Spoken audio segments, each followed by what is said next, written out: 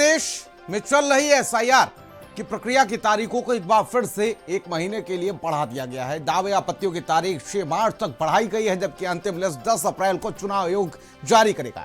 UP में मुख्य चुनाव आयुक्त नवदीप रेणुआ ने जानकारी देते हुए बताया कि फॉर्म 7 को लेकर चल रहे विवाद पर कहा कि नाम कटने के लिए फॉर्म 7 भरा जाता है। रजिस्टर्ड मतदाता ही फॉर्म 7 भर सकते हैं। फॉर्म 7 में पूरी जानकारी के साथ नाम कटवाने का कारण बताना होगा। एक साथ कई फॉर्म 7 स्वीकार नहीं किए गए। तो वहीं अब इस पूरे मामले को लेकर सियासत भी लगातार जारी है। अखिलेश यादव अपनी अलग ही राग अलाप रहे हैं, तो वहीं बीजेपी भी इसको लेकर चुप नहीं बैठ रही। पूरी जानकारी आपको इस रिपोर्ट में देते हैं।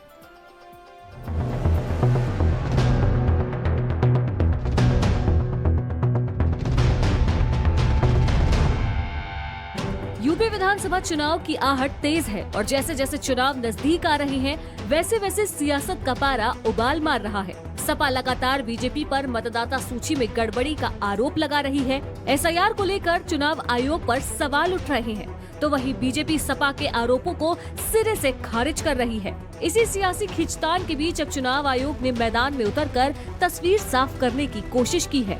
प्रदेश के मुख्य निर्वाचन अधिकारी की एक घोषणा ने सियासत में जड़े ताले की चाबी घुमा दी है। अब यूपी की चुनावी सरगर्मी सीधे एसआईआर के रास्ते होकर गुजरने वाली है। यूपी चुनाव नजदीक, सियासत गरमाई, मतदाता सूची पर उठे सवाल, चुनाव आयोग ने संभाली कमान, सीईओ की घोषणा से सियासी हलचल।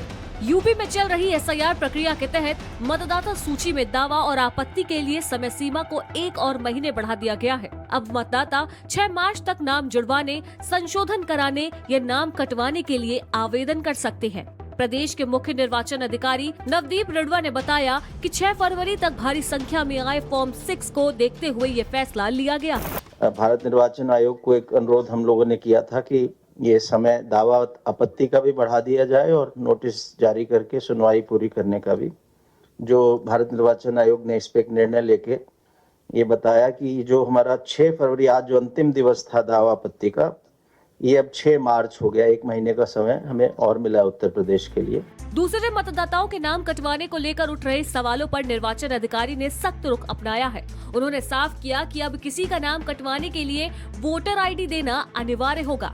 साथ ही नाम कटवाने का ठोस कारण भी बताना पड़ेगा। एक साथ बड़ी संख्या में फॉर्म 7 स्वीकार नहीं किए जाएंगे। कुल मिला के 3 करोड़ 26 लाख लोगों को नोटिस जाना है, उनका फिर जवाब आना है और उस पे फिर ईआरओ को एक निर्णय लेना है। तो ये हमारी कार्रवाई भी साथ ही साथ चल रही थी, दावा और आपत्ति के साथ ही साथ। ये जब नोटिस मिलेगा और उसकी सुनवाई होगी, मतदाता अपने डॉक्यूमेंट्स देगा, उसके बाद निर्णय होगा।